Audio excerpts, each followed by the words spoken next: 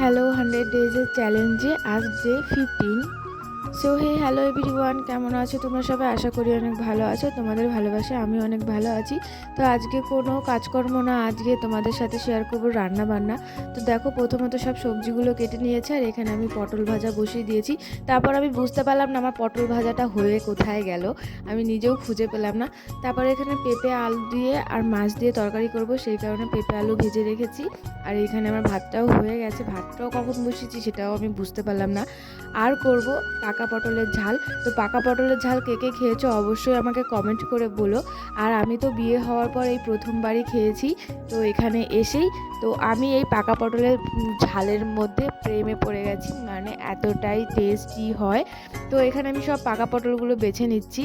আর ওইদিকে তো আস্তে আস্তে আমার তরকারিটা ফুটছেই। আর দেখো, এখানে আমি সব পাকা পটলগুলো বেছে নিয়েছি আর এগুলো এখন ভালো করে রেডি করে রান্না করতে হবে। আর চলো এবার মশলাটা রেডি করে নিই তরকারির জন্য। আগেই বলে দিয়েছি তরকারি ফুটছে না, আমি নিজেই বুঝতে পারছি না আমি কোথা থেকে কি করেছি ভিডিওটার। তো যাই হোক, একটু ফানি যাই হোক, তো তোমরা দেখো। আর এই যে দেখো, এখানে আমি জিরে ফোড়ন দিয়ে এবার মশলাটা দিয়ে দেবো। জিরে আর শুকনো লঙ্কা ফোড়ন দিয়ে মশলাটা দিয়ে দেবো। চলো এবার মশলাটা আমার কষিয়ে নেওয়া যাক। চলো আগে মশলাটা দিয়ে দিই।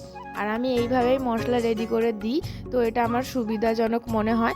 আর এই যে দেখো, মশলা কষানো হয়ে গেছে আর ভাজা আলু আর পেঁপেটাও দিয়ে দিচ্ছি। তো এগুলোও এখন কষিয়ে নেবো। আর এই যে দেখো, আমার তরকারি রেডি হয়ে গেছে, দেখেছো? তো এরকম করে আমি তরকারি রেডি করে ফেলি।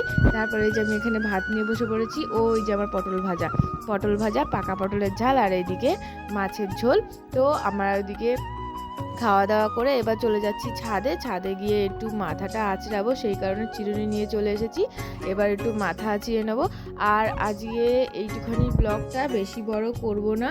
তো তোমাদের ভালো লাগলে অবশ্যই কিন্তু একটা লাইক কমেন্ট ফলো শেয়ার করে দিও।